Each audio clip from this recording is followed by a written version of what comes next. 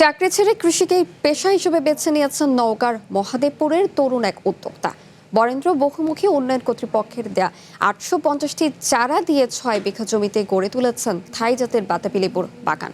গাছে গাছে ঝুলছে বিশাল আকৃতির মিষ্টি ও রসালো ফল। ব্যতিক্রমী এই বাগান দেখতে প্রতিদিনই ভিড় করছেন নানা এলাকার মানুষ। চাকরি নিরাপদ জীবন ছেড়ে কৃষির অনিশ্চিত পথে হাঁটার সিদ্ধান্ত নিয়েছিলেন নওগাঁর মহাদেবপুরের তরুণ এহসান আহমেদ। নিজের স্বপ্ন আর নতুন কিছু করার প্রত্যয় থেকেই বেছে নেন থাই জাতের বাতাবি লেবু বা থাই জাম্বুরা চাষ।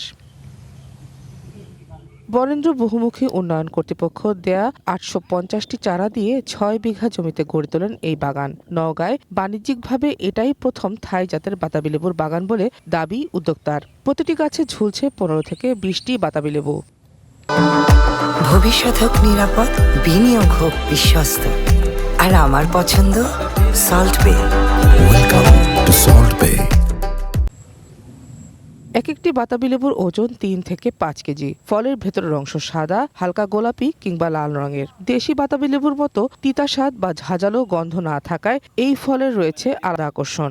আর তাই বাগান দেখতে প্রতিদিন ভিড় করছেন দর্শনার্থীরা। পানিও যদি 8 দিন 10 দিন থেকে থাকে এই বাগানে, তো এই বাগানে আপনার গাছ মারা যাবে না। এখানে আমার নিজ স্বাধীনতা রয়েছে, আমি যেটা মন চাচ্ছে করতে পারছি। আমার দ্বারা অনেক লোকের উপকৃত হচ্ছে, তারা আমার কাছে এসে কাজ পাচ্ছে, তারা বাগানে কাজ করছে, পরিচর্যা করছে, এটাতে আমিও তাদেরকে হেল্প করতে পারছি। স্থানীয় কৃষকদের মতে অন্যান্য অনেক ফসলের তুলনায় থাই জাতের বাতাবি লেবু চাষে খরচ তুলনামূলক কম। নিচু জমিতে ভালো ফলন পাওয়া যায়, পাশাপাশি বাজারে রয়েছে ব্যাপক চাহিদা। ফলে এই ফল চাষে আগ্রহ বেড়েছে কৃষকদের। একটা গাছেতে 40-50টা ধরছে, আবার সামনের বছর আরো বেশি ধরবে। বন্যার পানি টানি ভয় নাই, এর মধ্যে আরো অন্যান্য সবজি ফসল হচ্ছে, আমরাও একটু করার চিন্তা ভাবনা করছি। বিগত দিনে আরো বড় হোক, আমরা ভবিষ্যতে তার দেখা দেখি বাগান করার ইচ্ছুক। উপজেলা কৃষি কর্মকর্তা জানান, থাই জাতের বাতাবি লেবুর বাজারে ব্যাপক চাহিদা রয়েছে।